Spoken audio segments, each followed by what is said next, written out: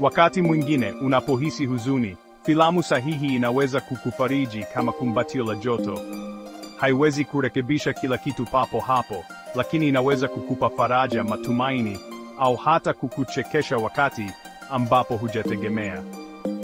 Katika video hii, nitashiriki baadhi ya filamu bora za kutazama unapopitia unyogovu. Filamu zinazoweza kukuinua moyo, kukutia moyo, na kukufanya uhisi kuwa hauko peke yako. Wakati mwingine, unahitaji tu filamu inayokutoa kwenye mawazo mazito. Hizi hapa ni chaguo bora ikiwa unataka tu kupotelea kwenye ulimwengu mwingine kwa muda. Inside Out. Filamu nzuri ya katuni inayozungumzia hisia na jinsi huzuni ilivyo muhimu kama furaha. The Secret Life of Walter Mitty. Hadithi kuhusu mtu anayejifunza kutoka kwenye ndoto zake na kuanza kuthamini urembo wa maisha. Amélie.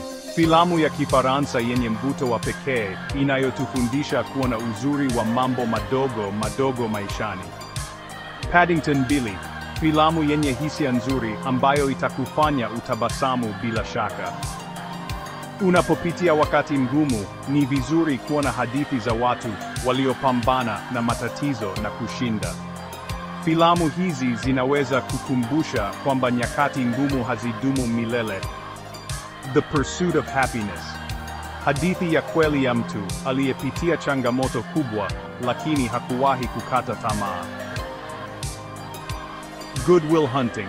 Filamu yenye mafunzo mazito kuhusu uponyaji wa kiakili na kujikubali. Soul. Filamu ya katuni inayozungumzia maana ya maisha na umuhimu wa kuthamini mambo madogo. Life of Pi.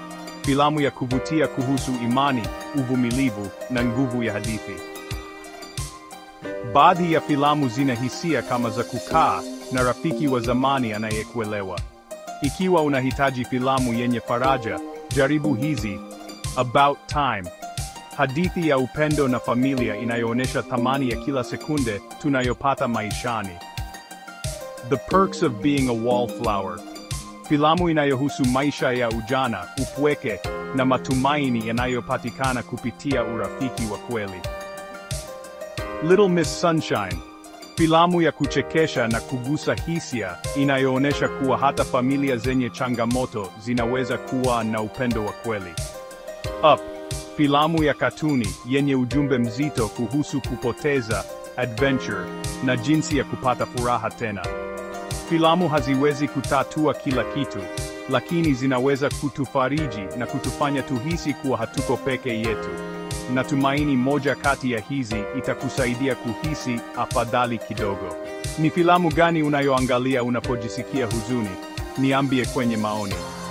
Ikiwa video hii imekusaidia, usisahau kubonyeza like, subscribe na share.